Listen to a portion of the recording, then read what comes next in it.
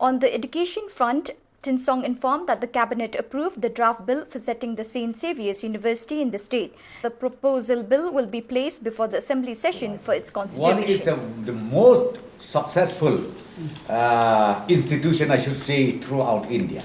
That is St. Xavier'S. One is in Calcutta they have, I think you knew it well.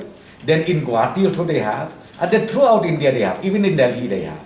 So, in fact, this St. Xavier'S University, which, because the governing body belongs to St. Xavier'S, I think you understand, the name itself of this institution is very, very famous and very, very good. So many university which is just for the namesake. So ultimately, government of Meghalaya has come up and constituted one regulatory board.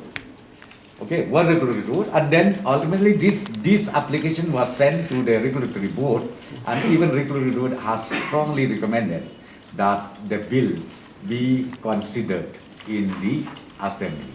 So as I said to you, we learn through mistakes, because we have seen it quite a number of so-called private universities. They did nothing. So now we will not allow this kind of things to happen. And as I said to you, I would like to assure you that St. Xavier'S University is one of the most popular and famous institutions throughout India.